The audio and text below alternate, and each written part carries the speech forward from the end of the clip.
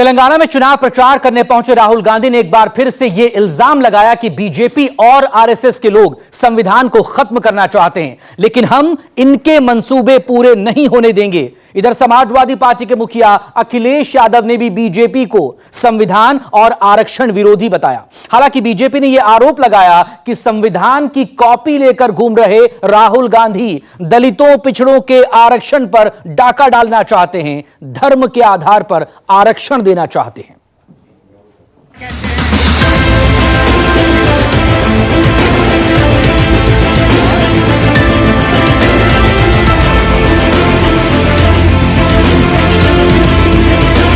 ये चुनाव दो विचारधाराओं के बीच में है। इंडिया अलायंस, राहुल गांधी, मल्लिकार्जुन खड़गे जी, रेवंत रेड्डी जी कहते हैं कि इसको बचाना है, इसकी रक्षा करना है, और नरेंद्र मोदी, अमित शाह, आरएसएस के नेता कहते हैं इस किताब को बदल दिया जाए, इसको फेंक दिया जाए। हम इस किताब की रक्षा करेंगे। कोई भी शक्ति इस किताब को डैमेज नहीं कर सकता है, खत्म नहीं कर सकता।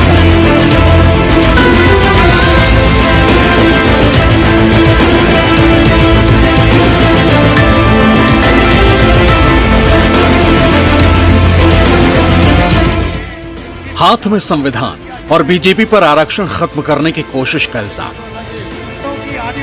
राहुल के आरोपों ने बीजेपी के आला नेताओं को बेचैन कर दिया। पार्टी अध्यक्ष ने राहुल गांधी के खिलाफ मोर्चा खोल दिया, बाबा साहेब अंबेडकर का हवाला दिया, कांग्रेस पर झूठ बोलने का आरोप लगाया।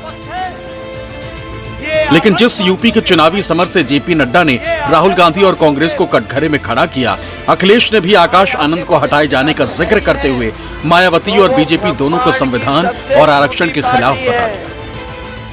हिंदुस्तान में गरीब लोग, कमजोर लोग,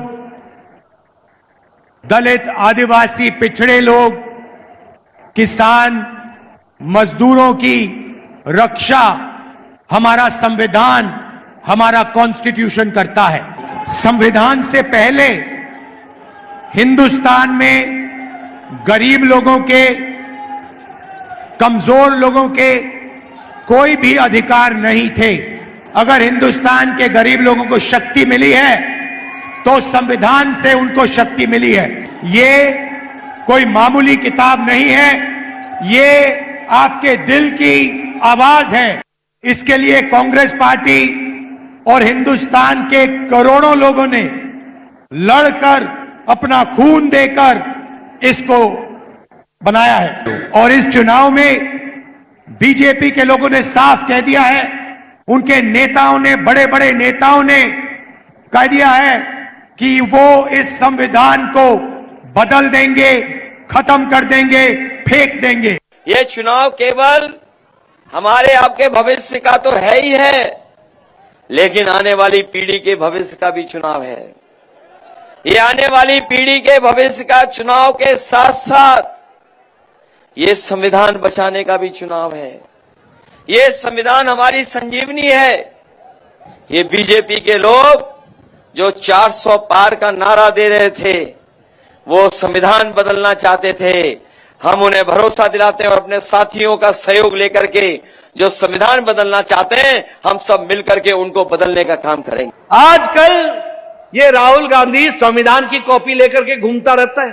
बाबा साहब अंबेडकर ने लिखा है आरक्षण धर्म के नाम पर नहीं होगा, और ये कांग्रेस पार्टी हमारे दलित भाई, हमारे आदिवासी भाई, हमारे पिछड़ा भाई, हमारे अति पिछड़ा भाई, इनके आरक्षण के अधिकार पर डाका डालकर धर्म के नाम पर आरक्षण करना चाहते हैं।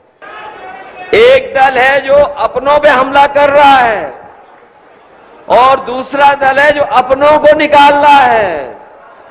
बताओ दोनों दलों की मिली भगत है कि नहीं है?